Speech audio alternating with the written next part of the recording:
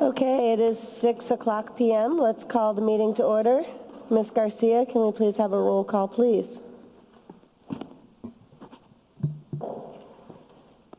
Mayor Walter, Here. Vice Mayor Woolridge, here. Councilmember Hawkins, Here. Councilmember Glean, here. Councilmember Anderson, Here. Councilmember Wall, Here. Councilmember Larson. Here. We have a quorum. Thank you.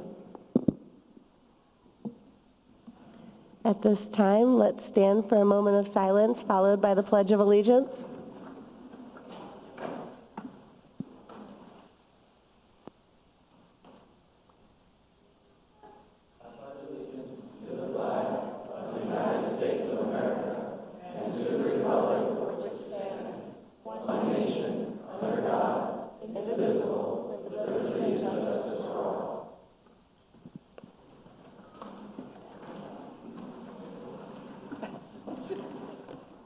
Thank you, ladies and gentlemen, for leading us in that Pledge of Allegiance.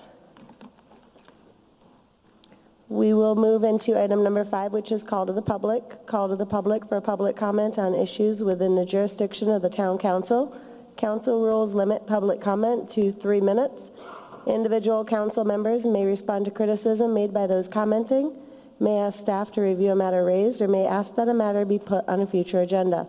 However, members of the council shall not discuss or take action on any matter during an open call to the public unless the matters are properly noticed for discussion and legal action. At this time, I have one call to the public. Miss Emily Webster, could you please come to the podium?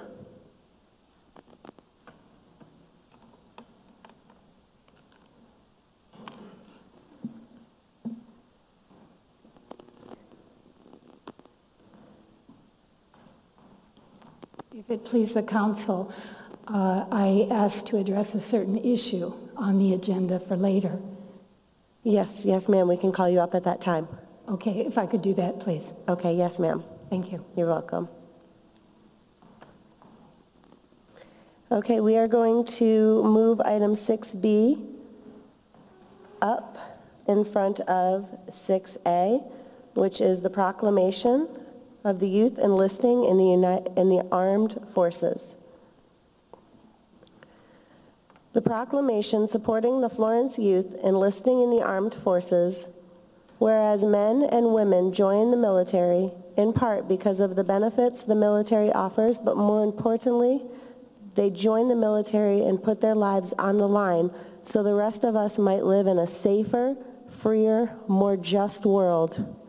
And whereas Christopher Ambrosia, Dylan Cole, Anthony Curell, Michael DeAndrea, Daniel Deese, Joseph Fant, Wyatt Griffin, Vincent Ledsenma, Garrett Marisal, Michaela Moss, Dawson Reeves, Judith Sands, Quentin Slaughter, Terrence Troop, Peyton Turner, Jax Verwort, and Michael Voila have demonstrated their courage and commitment to freedom by enlisting in the armed forces.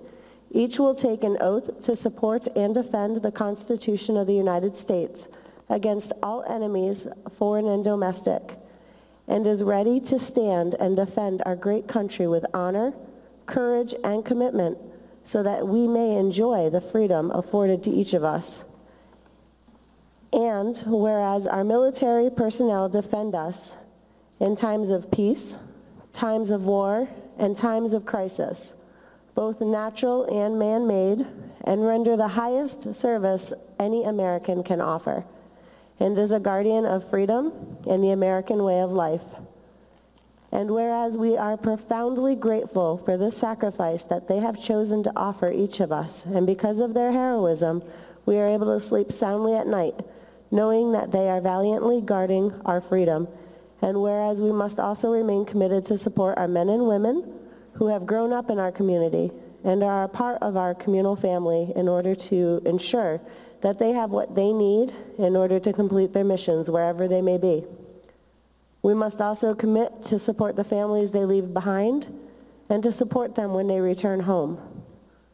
Now therefore be it resolved, I, Tara Walter, by virtue of the authority vested in me as mayor of the town of Florence, Arizona, do hereby proclaim Florence's pride in those who have enlisted and urge all citizens to continue support our military service personnel and the families of those who are serving in our armed forces. Dated this 15th day of May, 2017. These are the proclamations that these young women and men are holding in their hands right now, and I would like to give them a round of applause and thank them for their service.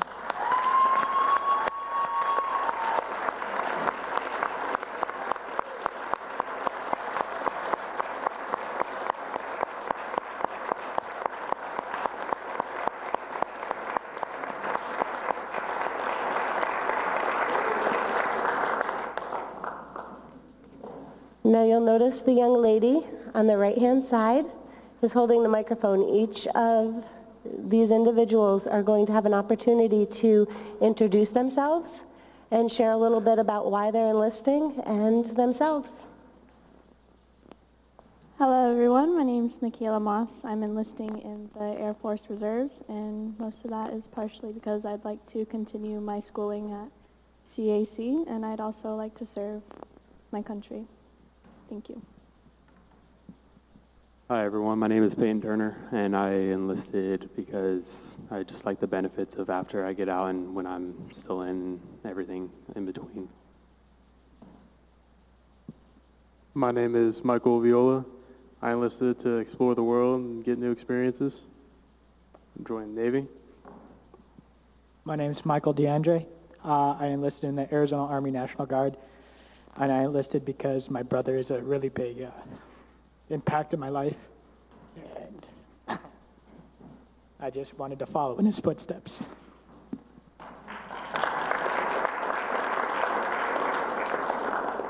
Hello, I'm Quentin Slaughter, and I enlisted into the Army, and I did it because, I want to give something back to my country and protect our freedom. My name is Vincent Ledesma. I joined the Army, and I joined because, as Quinn said, I want to protect my country and all the good benefits that the Army provides.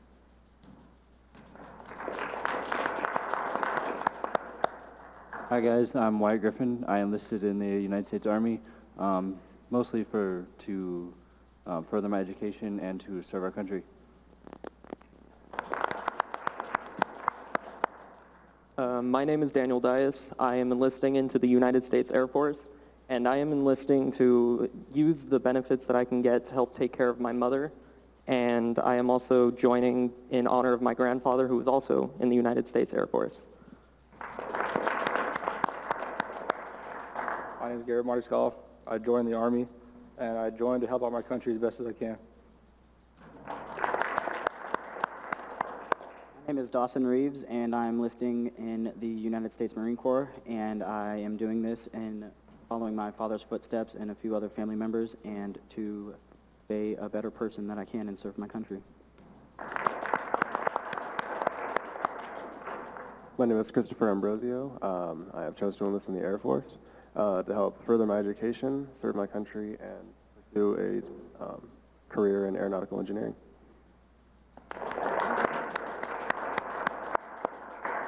My name is Dylan Cole. I chose to enlist in the U.S. Air Force as one, a family thing, and two, just the countless benefits and being able to serve my country. My name is Joseph Fant. I chose the United States Air Force. The reason why I chose it is because I'd hope to fly in the future and to help serve my country and better it in every way.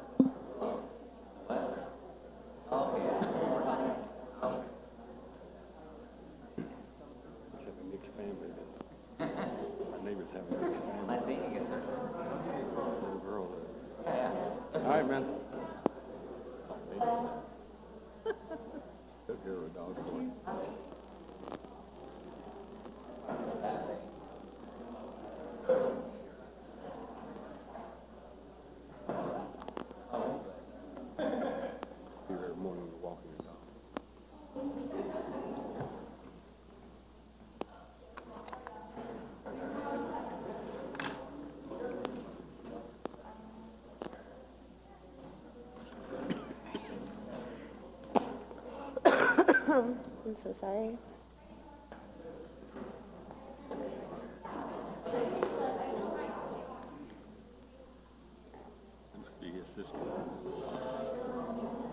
I love when our youth come back.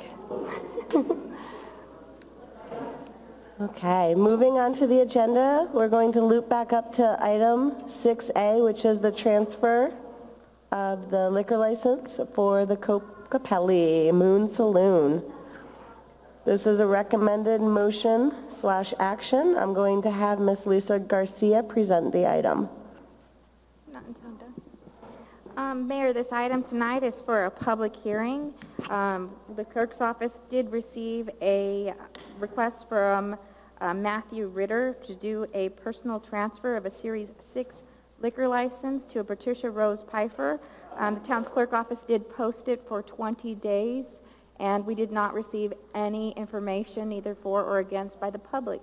So at this time, we are making a recommendation for the council to put in a motion for approval, and we would request that you open the public hearing, and Mr. Ritter is in the audience if you have any questions. Okay, at this time, we will open the public hearing. Is there any member of the public that has any comments regarding this item? Closing the public hearing.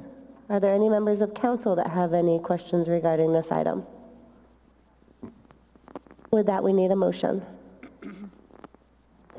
I make a motion that the public hearing on the application received from Matthew Arnold Ritter, Florence Iron Horse Rodeo Consortium LLC for the Cocapelli Moon Saloon located at 2225 North Main Street in Florence, Arizona, for an interim permit for a person transfer of the Series 6 bar liquor license from Patricia Rose Pfeifferland, is that right? For council recommendation for approval of this said license. I'll second. We have a motion and a second. All in favor? Aye. All opposed? Same sign. Motion carries. Thank you, Mr. Ritter. Item C is the official swearing in of Police Officer Brett Marsden, Police Officer James Nixon, and Police Officer Jonathan Perez. At this time, I call Mr. Police Chief Dan Hughes to the podium.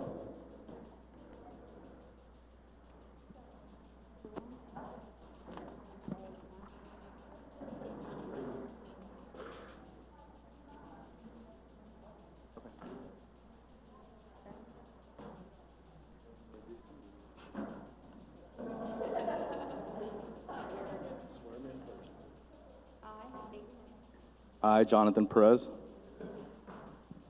I, Brett Marsden. I, James Nixon.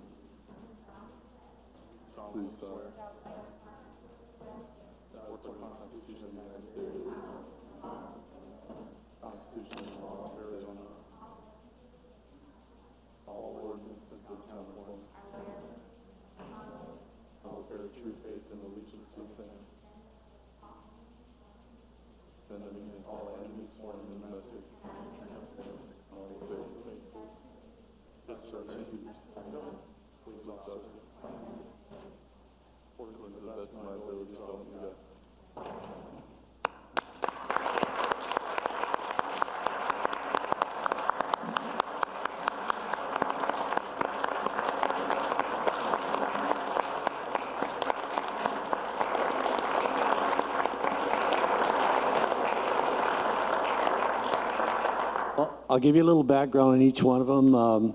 They're affectionately called Smalls and Talls, as you can figure that out. I'll start with Jonathan Perez here. He comes from California. He actually attended Florence High School, graduated in 2010, left, served the United States Marine Corps, came back, wanted to be a police officer, and we picked him up, and he just finished his recruit status down in Siletsi on May 4th, and he's currently in his FTO, 15-week FTO program now. We look forward to great things.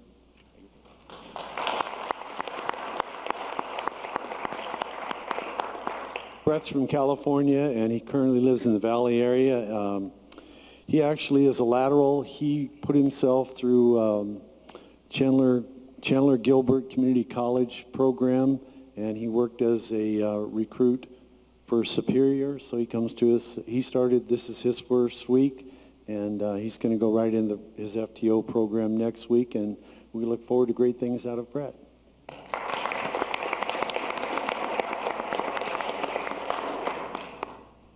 And the short guy here on the end, most of you probably already know his father, John, who works for us in Parks and Rec. And Jim here, he's a native Arizona, attended high school in Prescott Valley. He has a bachelor's degree in communications from ASU. He expressed an interest to work in public safety, and he also graduated this May 3rd from Seletse down in Tucson, and he's starting his 15 weeks in the field training program. And again, we look forward to great things out of Jim.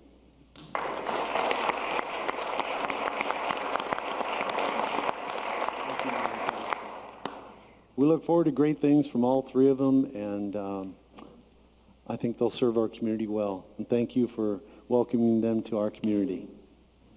Thank you, gentlemen.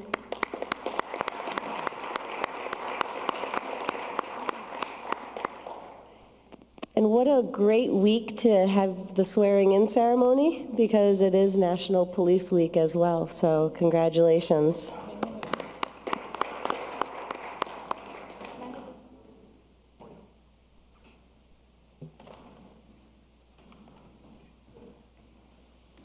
Item number 7 is our consent agenda.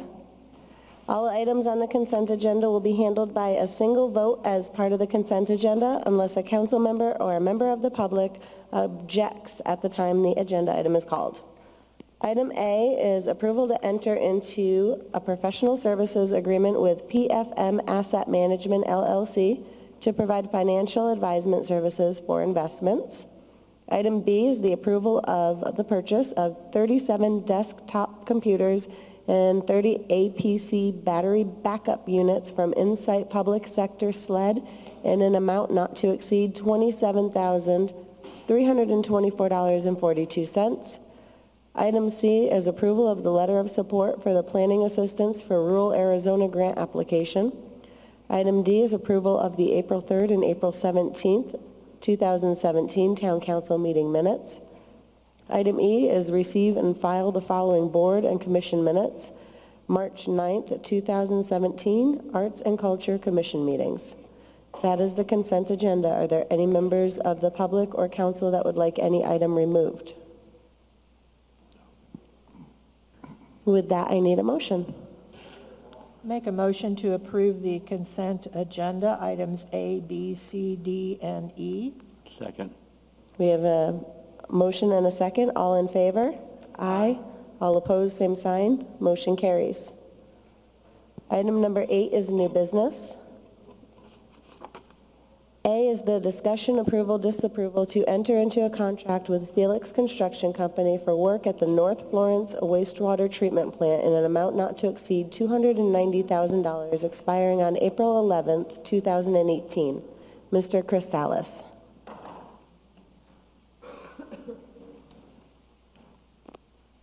Before I get started, I want to make sure I clarify that, I'm sorry, good evening. Madam Mayor, members of council, I've got kind of a one-track mind sometimes. I apologize for that.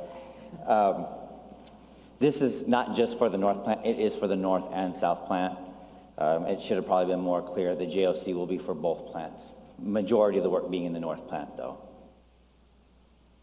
So after careful consideration of looking at and evaluating all the possible options, spending additional money on engineering when most of the projects are construction projects in nature and non-heavily engineering related projects, we've decided to use a JOC versus a standard design, bid, build, construction method.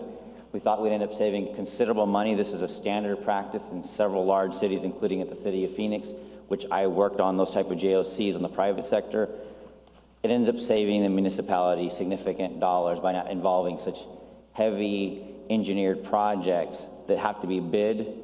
This kind of eliminates that process. So we're able to use a JOC, then we're able to receive the bids for each individual task, evaluate them, and compare them to the contract prices. There are several projects that are identified. If I can read through these. Phase 1, electrical upgrade to the 483 phase for the new equipment, which would be the belt press and other equipment that is going to be coming off of that on the north plant. Installation of replacement chlorination building. We have already purchased the building. We're just having a contractor install it. Aeration piping and diffuser installation. This is another item where, in order to bid this, we would have to create construction documents where the manufacturers of all these pieces of equipment, the diffuser, actually have engineers as part of their staff, and they'll provide us shop drawings. So again, eliminating all the engineering and bid documents that would need to be prepared. Is there a need for me to read through all of these, or? Okay. I don't want to bore everyone.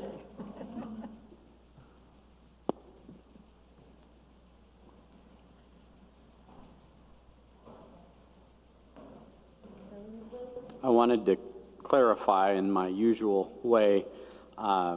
Chris has used some very technical terms that the folks watching us on TV in the audience may not understand the context of. JOC stands for Job Order Contracting. In the state of Arizona, the legislature has given governments the opportunity to use some tools for what are called alternate project delivery. One of those methods is called job order contracting. And when Chris speaks to that, that is a job order contract awarded by another town or city or the state government through a bid process to arrive at specific prices for specific tasks. So that, I hope that clarifies what a JOC is. It does. Are there any members of council that have any questions regarding this item? I just have a question about the agreement, or the contract refers to Exhibit 1. Can I assume that Exhibit 1 is the list of projects that are in the cover sheet? Yes. Thank you. And just for clarification, in the motion that is made, I would understand that it needs to state North and South Water Waste Treatment Plant. Thank you. Okay, if there's no further questions, we need a motion. Make a motion to approve entering into a contract with Felix Construction Company for the work at the North Florence Wastewater Treatment Plant and the South Wastewater Treatment Plant in an amount not to exceed $290,000, expiring on April the 11th, 2018. A second. We have a motion and a second. All in favor? Aye. Aye. All opposed, same sign. Motion carries. Item 8B is the Regional Pavement Maintenance of Arizona Incorporated for the Hunt Highway Improvement Project contract, and Mr. Chris Salas. Good evening, Madam Mayor and members of council. Another item that was identified in the CIP is the improvements for Hunt Highway along, just north of Franklin along that curve. An image has been put up on the screen to allow everybody to orientate yourself with where these improvements will be. This project started off with a complete geotechnical investigation of the existing subsurface and surface improvements that exist along that curve, and it was found that none of the improvements in their existing condition could be just overlaid with additional material. So it was decided to replace this full depth, and one of our primary concerns from the staffing side would be to maintain two-way traffic, because we all know how heavily used that road is. So we contacted 3 different JOC, again, job order contracting contracts, and we allowed each of those 3 contractors to use their own bid format within those documents to complete this project. The highest bid was almost $430,000, and we received the lowest bid of $239,000. So even within the contracts, we purposely pick and choose which ones we'll use to utilize. While Regional has done some great work, as well as the other 2 contractors, we have no favorites. We selected on the lowest bid. We went above and beyond not only state law, but our own purchasing policies by shopping these different piggyback contracts. The shoe fly, or the additional bypass road, is approximately 1,500 linear feet and will allow traffic to continue to be using at least a semi-dust-proof road in the form of an aggregate-based course road. It will be continually maintained and watered throughout the project duration, which is approximately 7 days, and be significant traffic control out there. I don't believe there's any more additional details as to the project. Okay, are there any members of council that have questions? Yes, I've got a couple. Our CIP, the CIP was, for this whole project was over $1 million. Councilmember Anderson, can you speak closer into the microphone? Sorry. The CIP for this was over $1 million. That was probably for a 4-lane. I did not prepare the budget for last year. I'm not even sure of the entire limits of the project. This is what was identified as to what the limits of this project would be. I'm not sure to the extent of what was considered. Mr. Billingsley. Madam Mayor, council member, there was a request during the CIP portion of the budget last year from a member of the audience requesting that Hunt Highway be made 4 lanes from the hospital all the way up to Arizona Farms Road, and there was significant discussion that went back and forth between staff and that individual. But the money included in the CIP was specifically to fix the curve and identify what needed to occur there. Some of our concerns at that time weren't only the asphalt, but the need to widen that section, super elevate that section, which essentially means put a curve to it for design speed purposes, a horizontal curve, as well as drainage improvements in that area. I believe the project as scoped and as designed that Chris will implement does not include all of those various expenditures. They weren't as necessary. So. Well, will we take care of the water problem? Yes, there's additional grading as part of the project. Okay, but this is just going to be a 2-lane.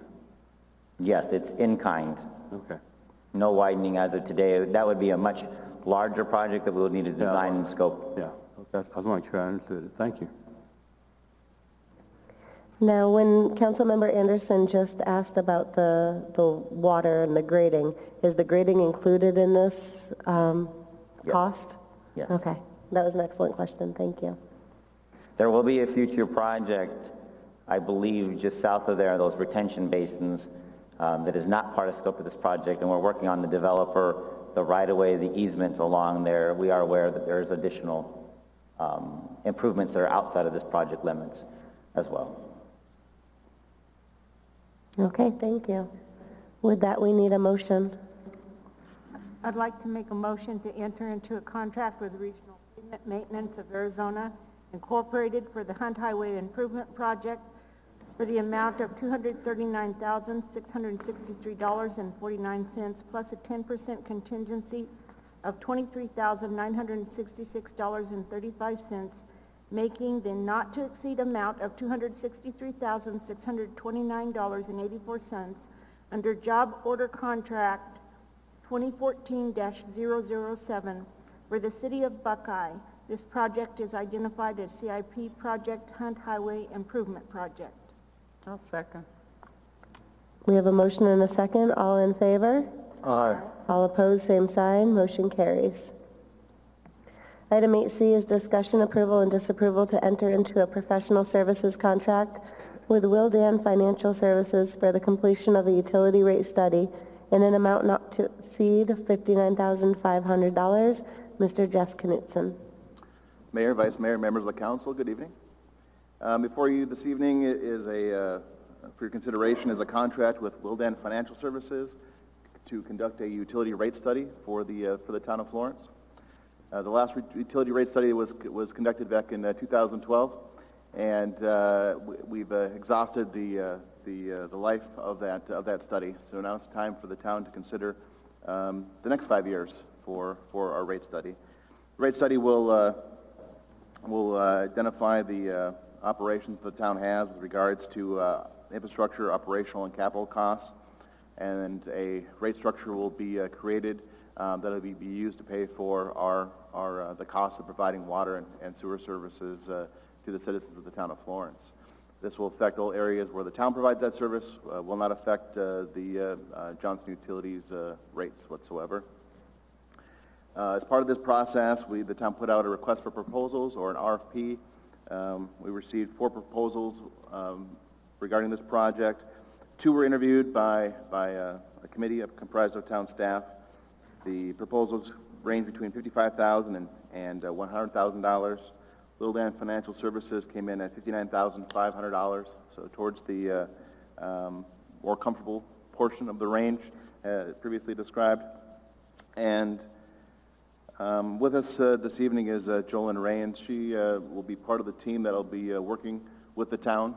Just received a list from her this evening with about 30 items that she needs to acquire to begin that process. So she's already hitting the ground running. She'll talk to you a little bit about what she has in store as far as the analytics and what the end result will be.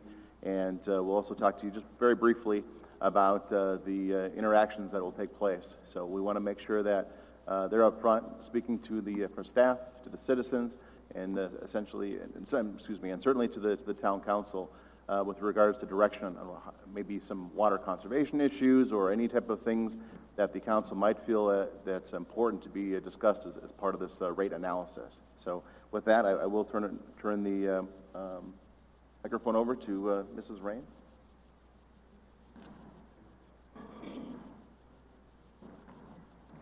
Good evening, Mayor and Council. I'm Jolyn Rains. I'm a principal consultant with Wildan Financial Services and Economist.com.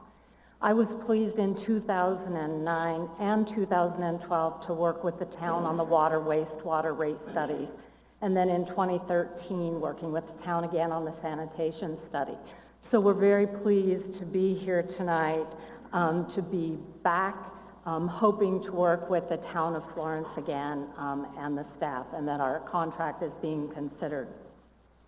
There are many components that make for a successful utility rate study, from the data that we receive from towns, from how good the data is, and in the past we've seen that the data presented by the town of Florence is verifiable and very good, makes for a rate study that we can believe in, that the revenues will be sufficient to cover the costs of providing the service to the citizens of the town.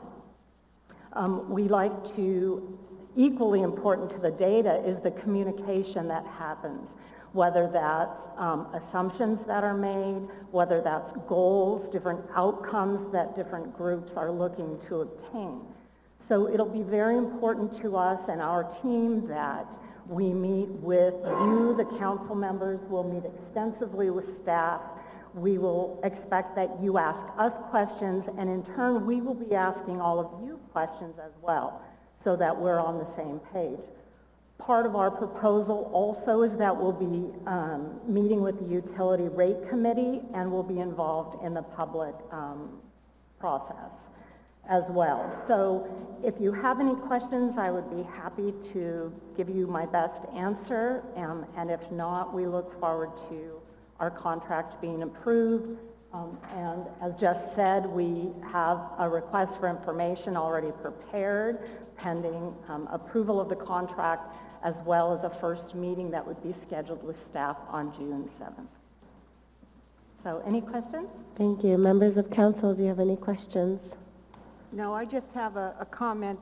Very pleased that Economist.com, again, are working with Wildan and this utility rate study, because they've done an excellent job in the past.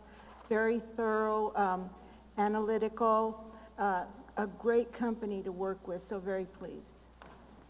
Thank you. Thank you very much. With that, we need a motion. I make a motion that we, for the authorization to enter into a professional service contract with Wildan Financial Services for the completion of a utility rate study in the amount not to exceed $59,500. I'll second. Motion in multiple seconds. All in favor? Aye. All opposed, same sign. Motion carries. Congratulations. Item D is discussion, approval, and disapproval of authorizing the town manager to enter into a contract with United Healthcare of Arizona for medical, dental, life, and vision insurance, Teladoc for 24/7 physician access benefits, Jorgensen Brooks Group for employee assistance program, Aflac for supplemental insurance products, and Infinisource to administer our Section 125 flexible benefit account plan for the fiscal year 2017-18 employee benefit program. Mr. Scott Barber. Mayor Walter, members of the council, I'm here this evening to talk to you about our employee benefit plan. I can tell you I've been managing public employee benefit programs for more than 3 decades, and I don't know I've ever experienced a renewal quite like we've just gone through. Our policy year is July 1st to June 30th, and so it coincides with our budget year, which allows us the opportunity to make sure that we make budgetary provisions for that which is coming up in the next year. And flashback a year ago, I was standing here telling you about a smoking deal that we got, a 9% rate reduction after a couple of very good years with Blue Cross Blue Shield. And maybe a little farther back historically, the town of Florence had a high deductible health savings account, or HSA plan, for about 6 years. And so we came out of that several years ago and got some very good rates from Blue Cross Blue Shield. And we went with Blue Cross Blue Shield, had a couple of very good years with them. And we kind of go out every year. We have a relationship with Gary L. Johnson Associates, our agent broker representative. They do a great job for us. And so they kind of go out and take a look every year, what's going on out there. And they do so each year. So we had a couple of good years, and then some of the underwriting practices of insurers are not exactly explainable, I guess you could say, varies from year to year. And so last year we got a rate pass initially from Blue Cross Blue Shield, and United Healthcare came in, and Blue Cross Blue Shield came back, and we ended up realizing a 9% reduction for our premiums for medical insurance. I'm kind of got to focus on that because that's the big dollar item for us during this year. We expressed our concern last year and being delighted with the rate reduction, that we hoped that we didn't stand here a year from then talking about some claims experience that wasn't positive for us, that would eat up the rate reduction that we got last year. And so that's kind of what happened to us. We try to delay getting the renewal numbers as long as we can in order to give the insurer an opportunity to have as many months as the insurer can of claims information upon which to base their renewal number for us. It's a bit of a roll of the dice. We don't know exactly which way it's going to go. And so through the first 6 months of our current policy year with United Healthcare, UHC, we were running not too bad. So we were looking forward to a good renewal, and we actually had a spike coming up after January 1st. We looked at the January numbers, the February numbers. We really hoped the March numbers would kind of come down a little bit, but we really didn't see that. And so our claim utilization, our plan utilization, our claim numbers were certainly up. And so we initially get a renewal quote from our incumbent carrier, and we did with the UHC came back with a 12.7% increase quote. And you never take the first quote, right? We always look, this is what's happening out there.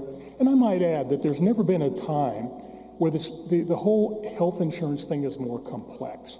We have the Affordable Care Act laid on top of it and all of the things that are going on with that, and other dynamics in the marketplace, mergers or contemplated mergers, and all kinds of plan design issues out there that really do make it as difficult perhaps as it's ever been in relationship to particularly employer-provided health care. So the initial quote from United Healthcare was 12.7, and so we were back out on the street. And there are a number of players that our agent broker rep always speaks to, including names that you would recognize, as well as some others. There are some pools here in the state. As a matter of fact, there's a brand new merged pool that's out there. The League of Cities and Towns kind of endorses a plan that includes kind of the Verde Valley towns, if you will. It's the old Verde Valley pool. And there's a school pool, and they brought them together this year. And so we asked for information from them. Also, there's a Metro, it's called Metro Pool, that includes Pinal County, and so we asked for information from them. But ultimately, it came down to really quotes from Blue Cross Blue Shield, who we had before, and our incumbent carrier, United Healthcare. And one of the two issues that confused everything, number one is we had a brand new underwriter with UHC. Our former underwriter who I had been acquainted with and where I worked before, a very solid person, a lot of familiarity with cities and towns, transferred or promoted or what have you. So we had a new underwriter. And then on the other side, Blue Cross Blue Shield ultimately gave us a renewal quote that ended up being an error on their part. The employee-only premium quote was not correct, but they decided to stick with that. But in order to get the bottom line number that they needed, they made some adjustments to the rate charged for those employees who need and want dependent coverage. We have about 141 employees that are covered under our plan, and about 60% of those have dependent coverage. And we have a multi-tiered plan. So we have employee only that the town pays for. We have employee and spouse only, employee and children only, and then family coverage. And ultimately, at the very start, I've never seen a split quote before. So when I computed the number, the increase based on the United Healthcare was very attractive, 4.3%. But as we looked at the numbers, our agent broker rep got back and explained it to me. The fact of the matter is that if you had dependent coverage, as 2/3 of our employees do, you would not have been experiencing that. You would have been experiencing an 8 or a 10.5 or almost a 9% increase.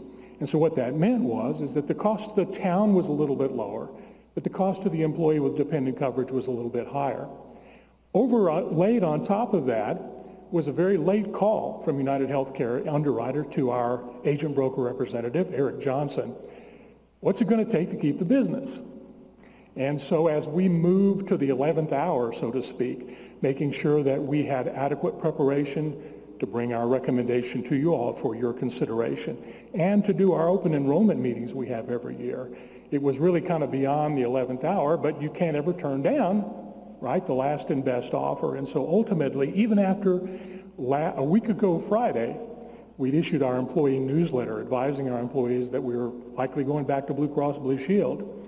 Here comes the new number. And it actually was a little bit better than the Blue Cross Blue Shield quote, and it was across the board. So they didn't split the rate increase to employees who had dependent coverage as opposed to employee only. And so based on that, the incumbent carrier not having to deal with the administrative change from moving from one carrier to another, which we do that every year, even though we have online enrollment, does create some issues for us. There's no question about that. It also creates issues for employees and carryovers of deductible credits and what have you. And so we sent out a bulletin on Monday, a week ago on Monday, advising our employees we have new numbers, and the staff recommendation is going to be to renew with United Healthcare. And so that's where we've been, that's where we are, and that's a recommendation that comes to you this evening. Part of getting to the number that we got with United Healthcare included what we call ancillary coverages, and that is dental, life, vision, although vision is voluntary, the town doesn't participate in that. But as far as we pay 100% of the life premium, and then we share in the same percentage on dental insurance that we share with our employees who need dependent coverage on the dental insurance. So part of the deal was if we packaged those up, then we were able to get the better rate. So it was trading pennies for dollars is really what it ended up being. And so we were willing to do that. And they matched benefits and they matched premiums on where we thought we were going to go, with a small increase on the life premium, and that is paid by us anyway. So that's kind of the picture of where we're at. So we're recommending this evening staying with our incumbent carrier, United Healthcare, moving our dental, life, and vision from our current carrier Principal to United Healthcare, and then staying with our 125 plan, our flexible benefit plan provider, Staying with the Teledoc, we provide, that's a great benefit for those employees who will register if you have something not very much wrong with you. You get on your computer, you get on the phone, and simple things can be taken care of with the doctor over the phone or on the internet. And then one change, we've had an employee assistance program with EAP Preferred for a number of years. And another major player in Arizona is Jorgensen Brooks. They came in with a little better rate, but they're also offering on-site critical incident stress debriefing, and that's particularly important to us. Hopefully we never have to have it, but occasionally, particularly in public safety, those services can be very valuable, and that's part of the quote from Jorgensen Brooks. So our quest always is to try to keep the interests of the town and our employees, both single and with dependent coverage in mind, and to try to make the best decision for the most individuals. And the one thing I've learned in over 3 decades of managing these programs is everybody's circumstances are different. And because we're all different. And where we are in our age, our season of life, or what have you, whether we have dependents or don't have dependents, changes our circumstances rather dramatically, and our health challenges also are different. And so we can't look at a particular situation. The one thing I can tell you is that certainly over our experience over the last year as far as United Healthcare goes, they've been nothing but tremendous in working with us on issues that have come up. And I can tell you the one thing they did that benefited our employees dramatically was that they were willing last year when they took our business to not only credit payments made by employees toward deductibles for the last period of time. Every carrier is willing to give you deductible credit. So if you just met your deductible, you just paid your deductible in December, you're able to get credit for that with a new program in January. But UHC was also willing to credit not only deductible, but co-insurance and co-pays. And I won't get into all the details of co-insurance or co-pays. If you go to the doctor and you pay a $25 co-pay, that's that. If you go in the hospital and you're responsible for 10% of the bill, that's called co-insurance, okay? They were willing to go back to January 1st of 2016 when we went with them on 7/1. They went back to 1/1/2016 and credited everyone that had paid co-pays, co-insurance, and deductibles for that period of time. Now, I'll tell you, there was some confusion in the transition, or I won't call it confusion, there was some difficulty because Blue Cross Blue Shield, like any other carrier, was willing to had all the information ready to go on deductible, and they transmitted that to UHC. They were not prepared with the information on co-pays and co-insurance. And so when we had our employee open enrollment sessions, and those are really important, and we really encourage our employees to come, sometimes they do, sometimes they don't. But we explained to everyone, keep your explanation of benefits for any services that you receive after July 1st with UHC, because when that information is finally communicated, you may have money back depending on your personal circumstances for the prior 6 months. And in fact, that's what happened. A number of our employees received reimbursement checks. The other thing is issues that came up all along the way because you can't think of everything that might come up. So someone will call and say, I've got this situation, how is it going to be handled? And we have a great representative at Gary L. Johnson Associates office. His name is Susan Hurst, and she does a great job for us in dealing with providers and problems that come up. And at every turn, UHC has been willing to work with us. And they said, look, we told you we'd match benefits. If there's something we overlooked, we'll step up and take care of that for you. We had a great experience with Blue Cross Blue Shield, their top flight, but UHC has been as well. And so we feel very comfortable in making the recommendation this evening. I apologize for the confusion. I wish that it hadn't happened the way it happened, but at the end of the day, my goal is the manager. I'm also an insured, right? My goal is to make sure that we do everything we can to get the best for the most in relationship to our employee benefit program. And I can tell you it's a benefit program that costs a lot of money. And so we want to make sure that we get the best value that we can. With that recommendation, I'll stand ready to answer any questions you might have. I'll do the best I can. Are there any members of council that have any questions regarding this agenda item? Just one for me. You talk about the claims. Do you see what the claims are each month? How do you know that the claims go up or down each year? Mayor Walter, Councilmember Anderson, we don't ask for a month-to-month summary. We typically, particularly as we change companies, we'll particularly look for the first time at 6 months. We always do a mid-year claims review, and very often we'll meet with the company representative. That information is available to us. Sometimes it's like looking at your 401k statement. It's better to not look at it, you know. But we watch claim trends. That's really the only way. We only know what we know. So we watch those claim trends. Our agent broker rep gets that information, and we know what our schedule is, and we look at those things as appropriate. So that's the answer to that. So you can expect a rate increase or decrease based on that for the year? Typically, you can. Okay. But I can tell you again, in the face of everything that was going on, particularly last year, I would not have predicted the 9% rate decrease, but that's what the underwriters decided to offer us. And Blue Cross Blue Shield started a rate pass, and they ended up at 3% reduction. But they like to see your losses versus premium paid in the 80s, you know, the low 80% would be good. But once you hit 100, that means that you're in the hole. And so we were flirting with that, and in March we had a number that wasn't very good. Thank you. Okay, thank you. With that, we need a motion.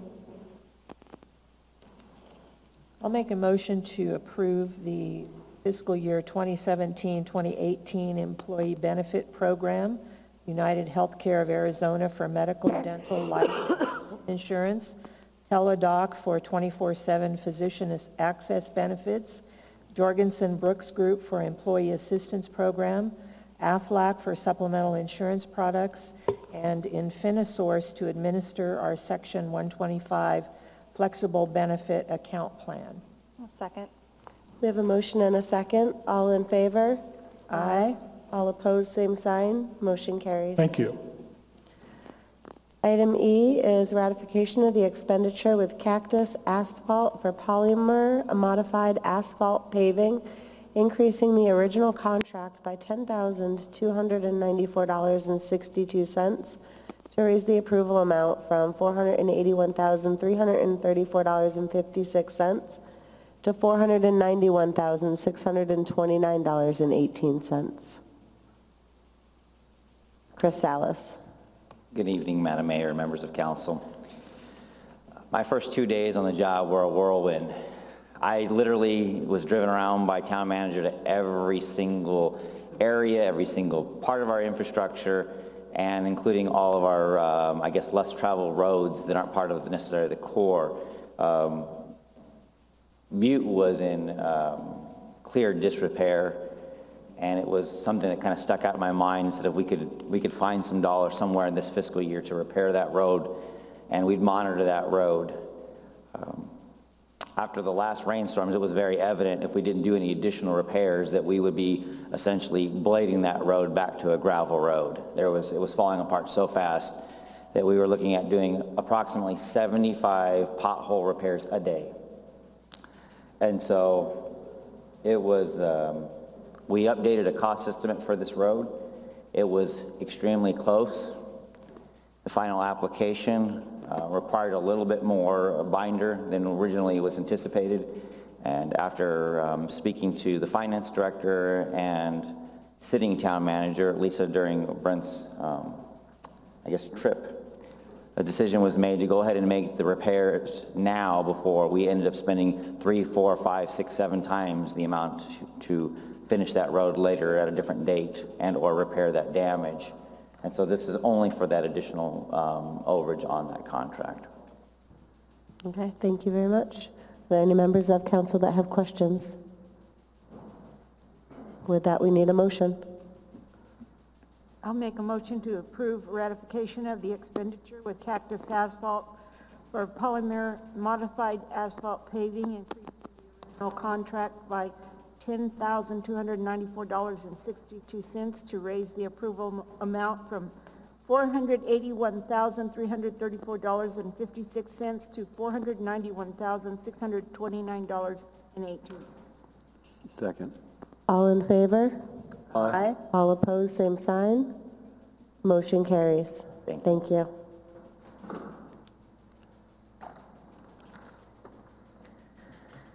Item 7 is discussion, approval, disapproval of adopting the 2017-2022 strategic plan. With this, I am going to ask Mr. Mark Eckhoff to present.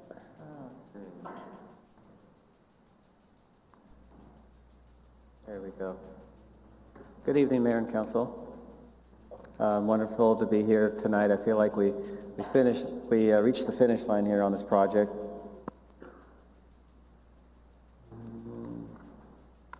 Let me make sure.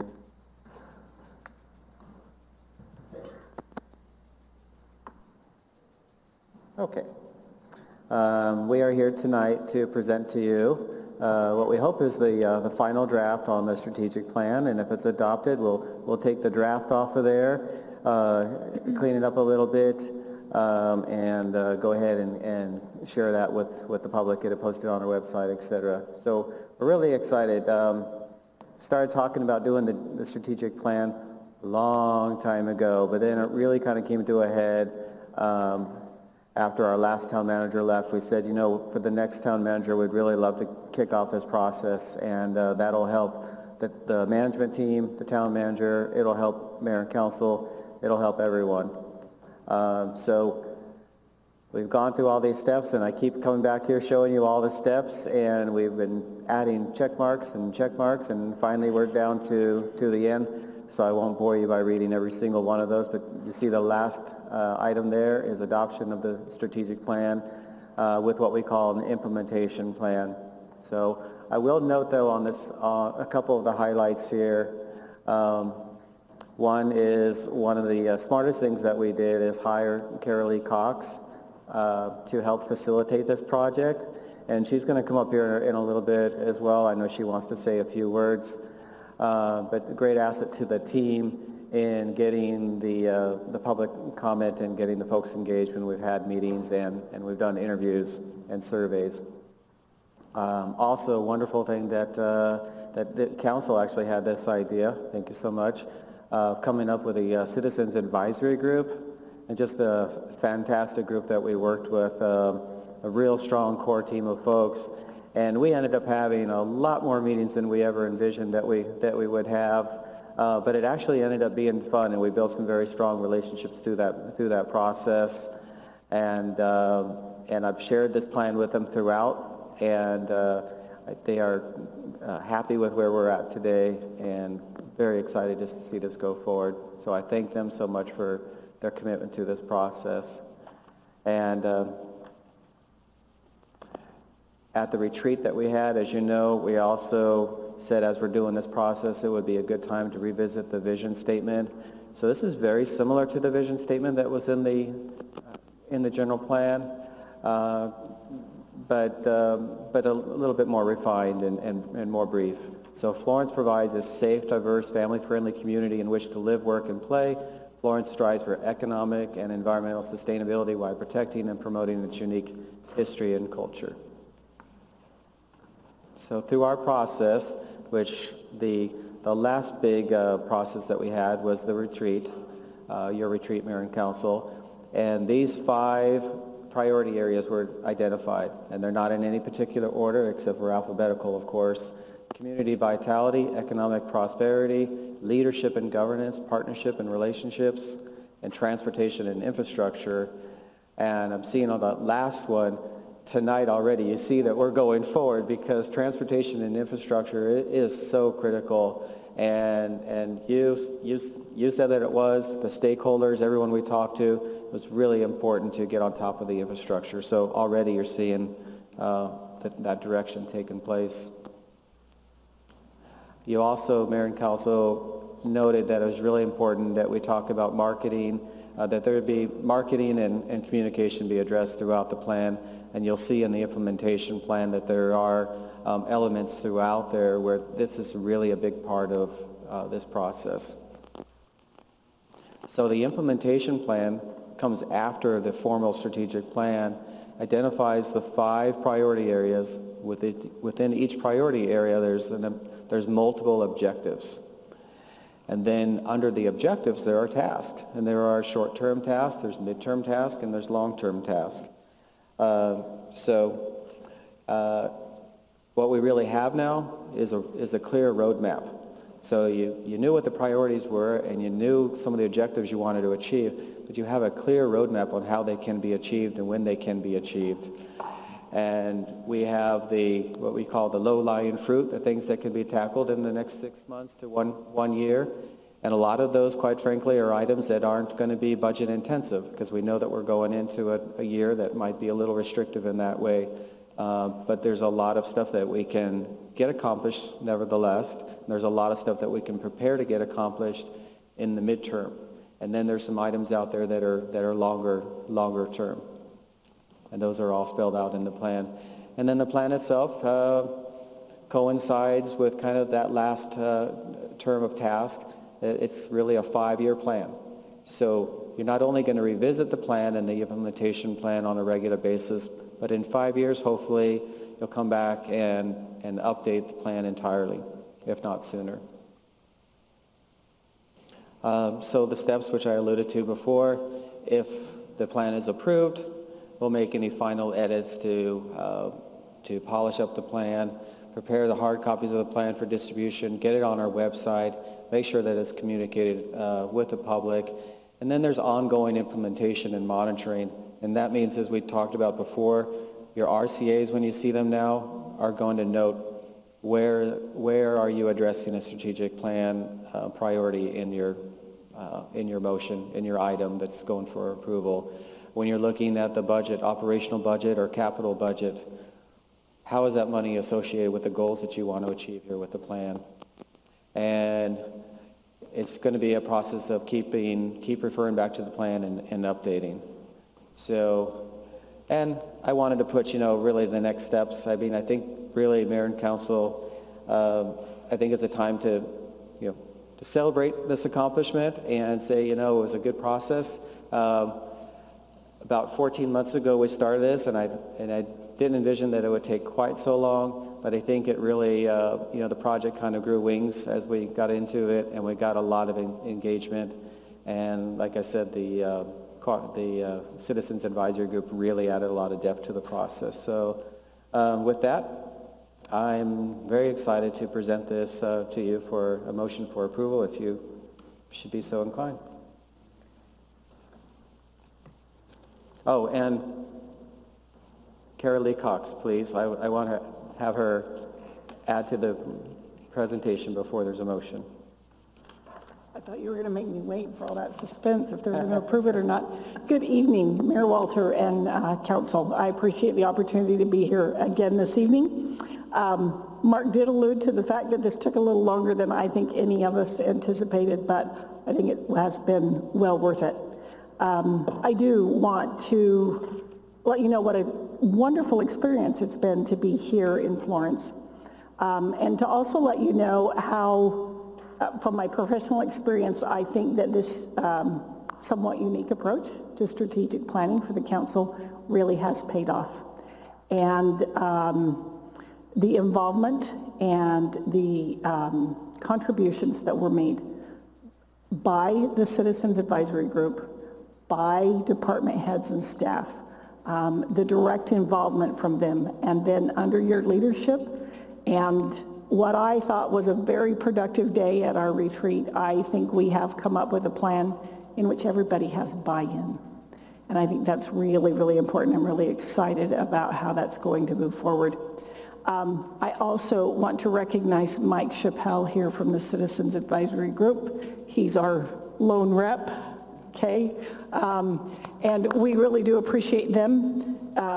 I'm excited about how this will move forward, and I appreciate Brent and Lisa continuing that leadership, and Mark putting up with email after email after email from me. So thank you. It's been great to be here. If you have any questions, I'd be happy to answer them. Otherwise, I'll turn that back over to Mark. Okay. Thank you very much, Ms. Cox. Thank you. right, Mr. Eckhoff. Do you have anything else you would like to add to this item? No, not at this point, Mayor. Okay. I would like to say thank you, and it has been a very exhilarating 14 months that we have been working on this as a staff, as a community, and as a council, and it's really brought everybody together working towards common goals and opening lines of communication at all levels. Is there any member of council that would like to say anything at this time? Of course. I think the advisory council needs to be listed in the plan. You took the words right out of my mouth. That's all I have. Oh, I just want to thank you, Mark, for great project management. I know how difficult and challenging and exhilarating it is to manage a major project like this, and you've always done an outstanding job for the town. We really appreciate all your efforts on this, plus the advisory group and Carolee also. Thank you so much, and the staff, of course. Thank you. Okay, if there are no additional comments or questions, we need a motion. I'll make a motion to approve adopting the 2017 through 2022 strategic plan for the town of Florence. I'll second. We have a motion and a second. All in favor? Aye. All opposed? Motion carries unanimously. I apologize. Allergies. Item G is the discussion on Florence Gardens Phase 4 and 5 infrastructure. Before I turn over for presentation to Chris Salas, there was a call to the public earlier that I said could speak at this item just beforehand, Miss Emily Webster.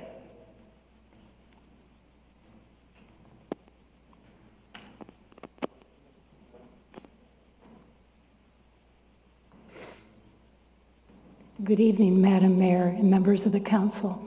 I'm Emily Webster from 904 East California Boulevard in Florence Gardens. I'm also on the board of directors for Florence Gardens Mobile Home Association. I had taken the time when I was alerted to the fact that you were going to have this discussion tonight to read your agenda packet information. And it was a recommendation of staff to only do maintenance on roads that you referred to as phases 4 and 5 in Florence Gardens.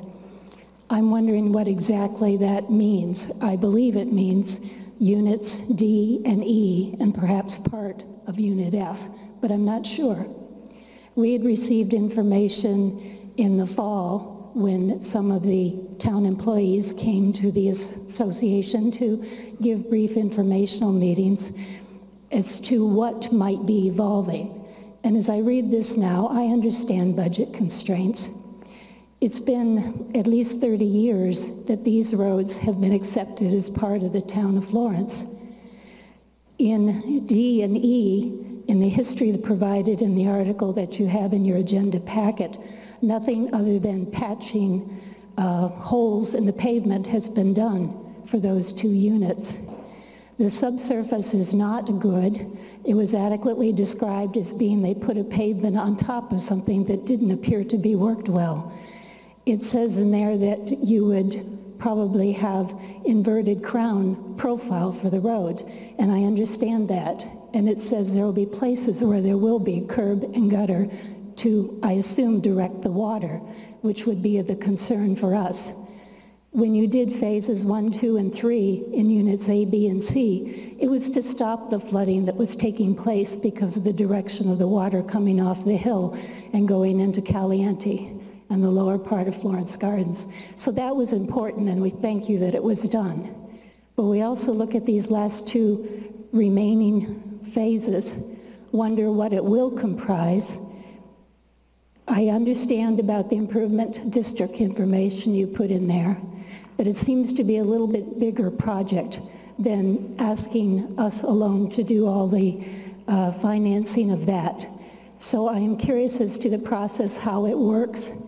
Will the engineering study be done first, and you will pinpoint those places that you would be doing curbing and guttering? Will you be taking the surface down to the base and reworking the whole road and then putting adequate pavement on it. I know it can look nice without curb and gutter when there is not a drainage problem, but I do want to have you aware that we are concerned about the drainage. Thank you for your time. Thank you very much, Mrs. Webster. At this time, Christopher Salas, can you please come up for the presentation?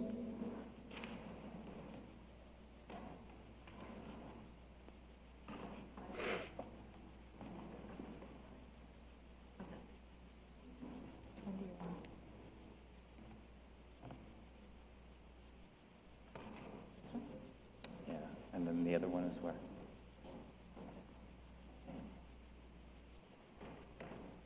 Okay.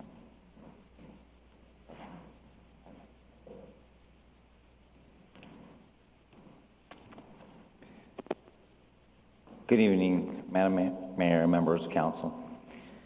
On the screen is what we have in our records as phase 4. I do know there is some other names for these phases and what have you. I'm not sure where the naming convention changed, but this is in our records. The most current is what we have as phase 4, and then as well as phase 5.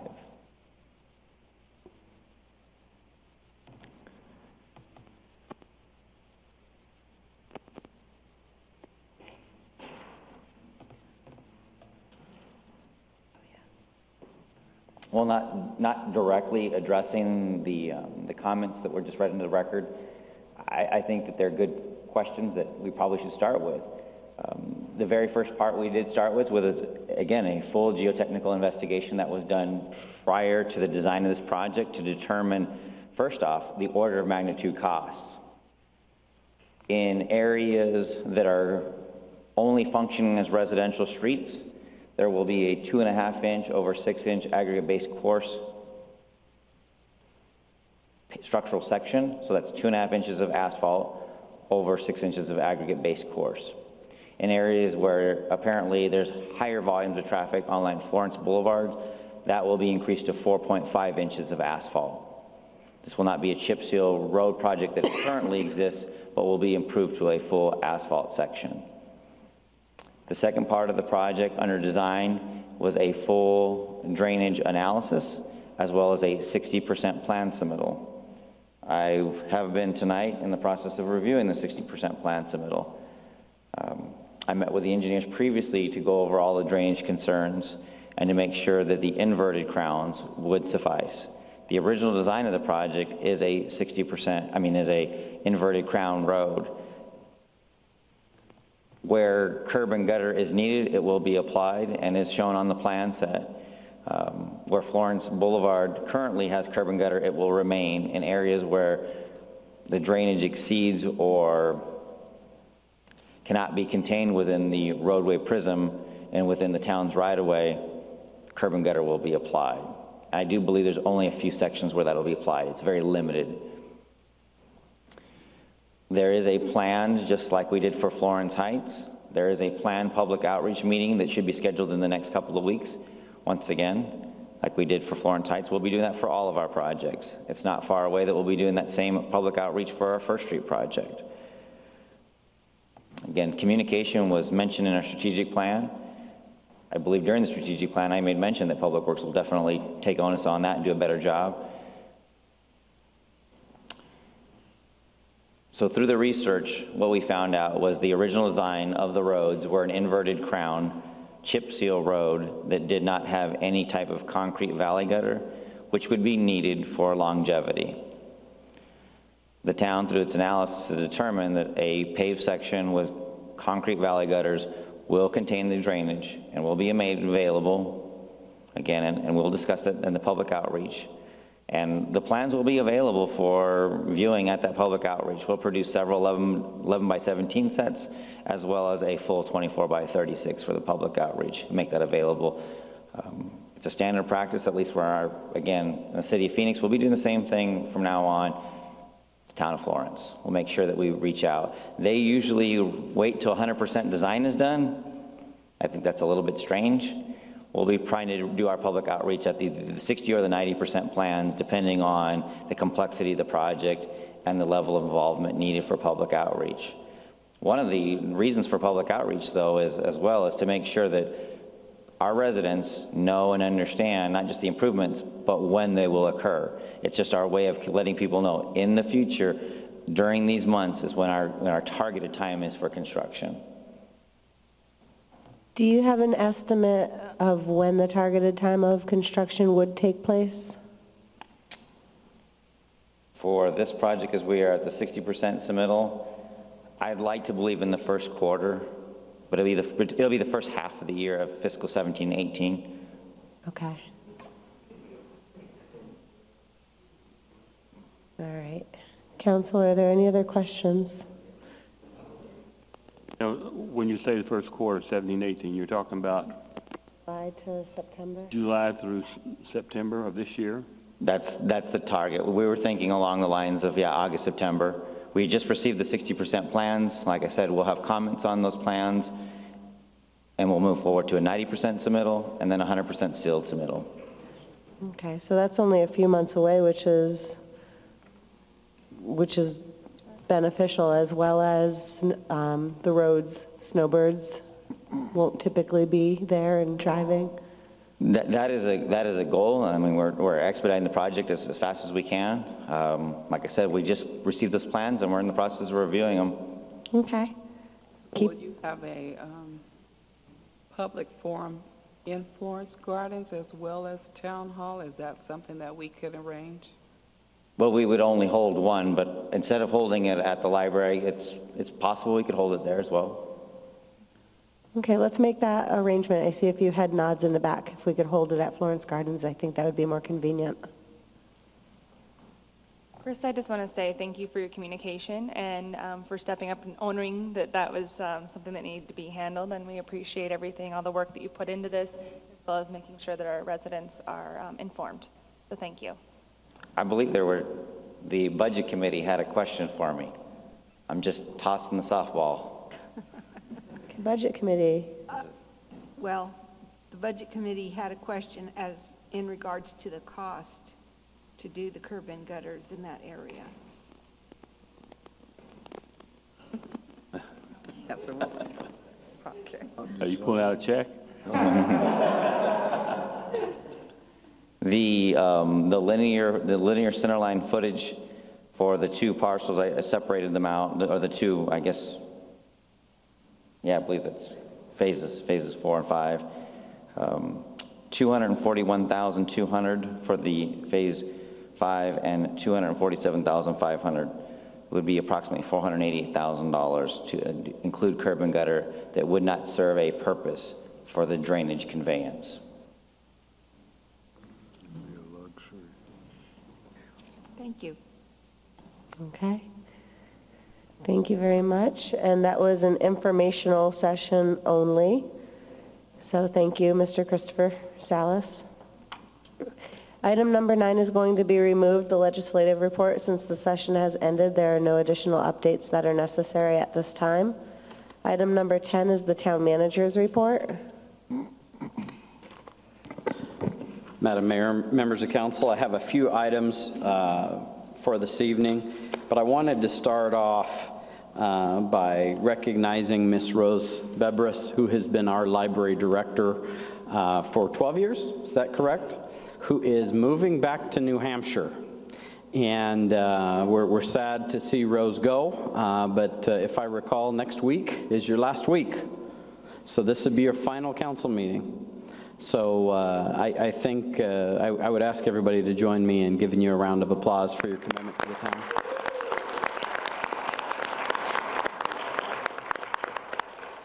And we are trying to set up an event for Rose at the library before she leaves. So bear with us on notification with respect to that. So thank you, Rose. Secondarily, I've got some exceptionally good news to provide to council tonight that I've held close to the vest until tonight. As you know, we had a number of council meetings last summer and fall speaking to floodplains and Anthem Merrill Ranch subdivision.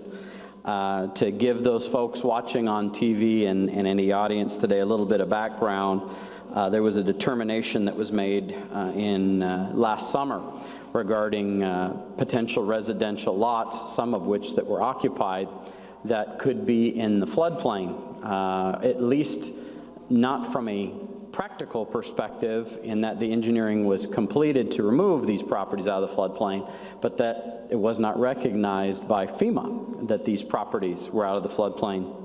The town of Florence, along with Pulte, has been working with FEMA on a submittal of a letter of map revision to make those corrections to match the mapping with the actual engineering and improvements in the field. The original submittal was in June of 2016. The public comment period started on December 27th, 2016, and it was advertised in the Florence Reminder on January 5th and January 12th of 2017, the opening of the comment period with respect to the Lomer submittal. The map became effective on May 12th, 2017, and through our review, through Pulte's review, through the consulting engineer's review, and lastly through FEMA's review, we believe that any errors that were discovered last summer have now been corrected with respect to the Lomer for Anthem Merrill Ranch. And so today is a proud day to stand up here and say that we believe that has been mitigated to this point. I have not received the official letter yet, but went online last week, and you're able to see that the map has been changed. So I'm sure that that letter will be forthcoming. The next piece of good news is I was just let know that the Geo Group Foundation has awarded the town of Florence $1,000 for the sponsorship of this year's 4th of July event. So we very much want to tell Geo that we appreciate their sponsorship.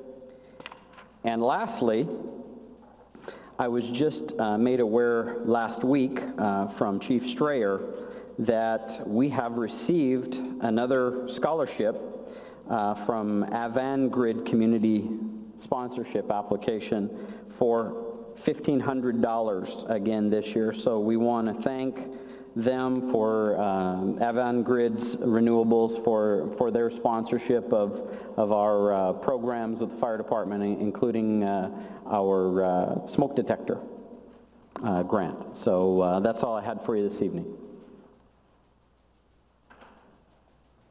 Thank you, Mr. Billingsley. This is our final call to the public.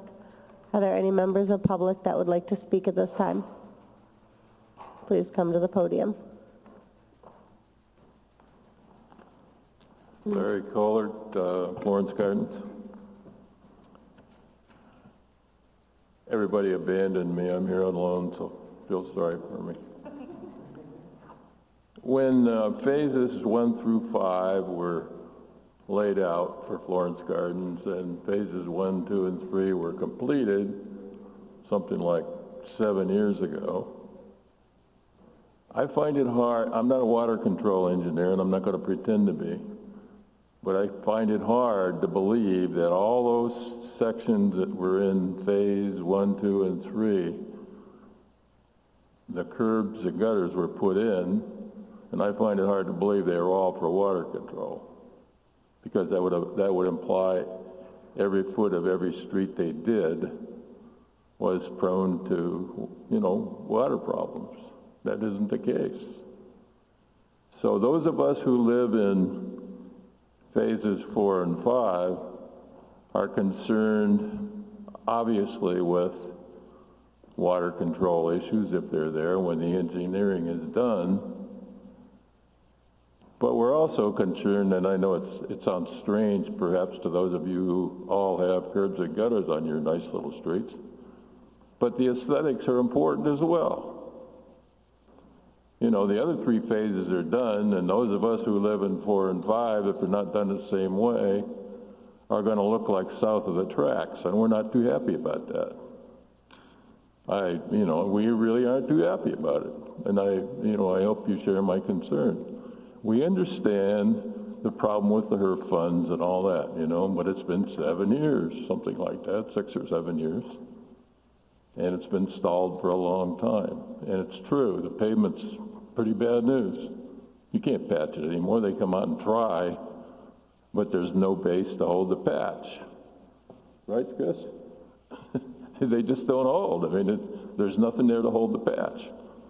And you get into all kind of situations, you know, people have gravel in their yards, because that's what we do in Arizona. We don't have grass. So if you just do asphalt paving without that curb to differentiate one from the other, it just doesn't work well, in my opinion. So I hope that if you were talking total numbers, when Becky asked Chris what the cost was, is that what you were asking him? Yes.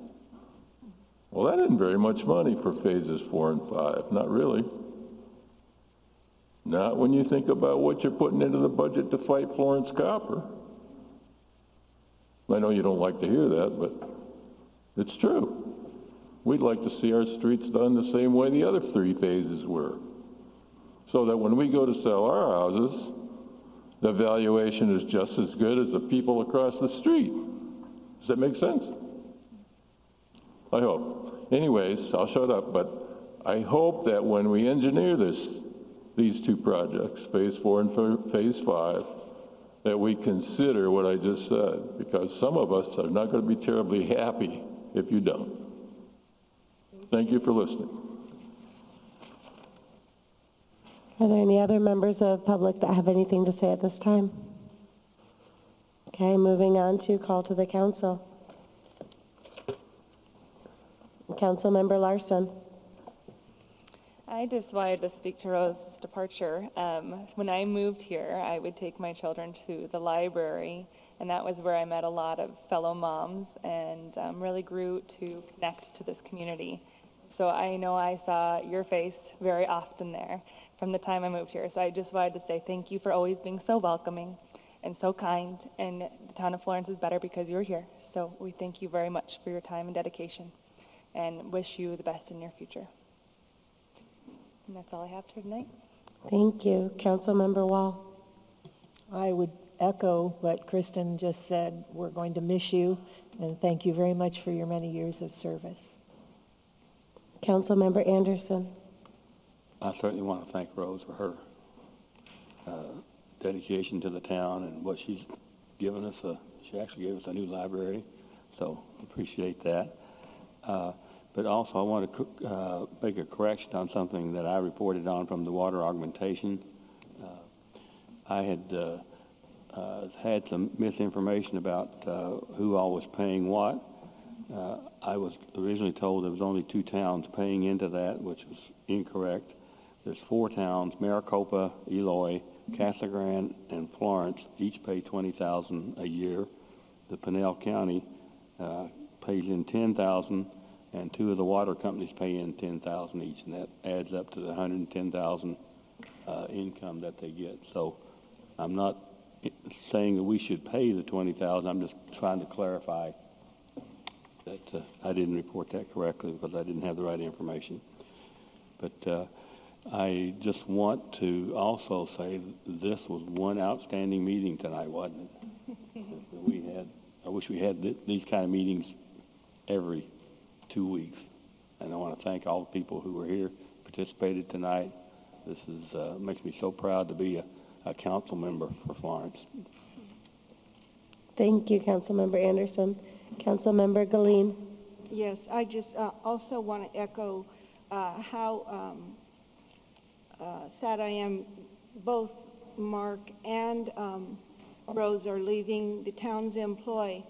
And if you had not worked alongside of these people the way that I did, and other members of the, I would say the First Persons Club that came in here, these 2 employees took our town to new levels with their professionalism, their experience, their hard work, and their just their wonderful attitudes and love for the town of Florence. And they're going to be sorely missed by us. Thank you so much. Thank you, Councilmember Gleen. Councilmember Hopkins. Yes, I'd like to ditto on both. We're losing some great employees, but they have other things in life to take care of. So another thing I'd like to point out is there was a gentleman from Anthem, he says he lives out there, Paul Caruso or something, wrote a letter to the editor this last week stating that the town's going to have layoffs. We're raising property taxes, food taxes, sales tax. We're cutting back on services. I don't know where he got his information, but that's totally false. So I just would like to correct that, let everybody know that that is not the case, and I just wanted to clarify that. Thank you, Councilmember Hawkins. Vice Mayor Woolridge. I wanted to ditto what Bill said. When I read that letter, it was, are you serious? Somebody was in a la-la land, but that absolutely is not true. None of that information is true, so always try to get the other side of the story. And it has been a pleasure working with Rose. I've been the liaison to the library since she's been here, I think, and it has been a pleasure working with her and her expertise, and we're going to miss her as well as Mark, because they are both assets to the town. But I'll think about you in February when you're out there freezing and we're here in the sun. I'll say, see what you're missing, but I wish both of you well on your future endeavors, and we'll miss you greatly. Thank you, Vice Mayor Woolridge. This was an amazing, packed agenda meeting tonight. As I mentioned earlier, it is National Police Week, so please remember, the police officers and all that they do for our community and our citizens. Mark and Rosemary, it's been wonderful working with you, and I wish you the best in your future endeavors. I was going to make a joke saying we built you the library of your dreams, and yet you're moving, but I didn't want to do it, but I want to do.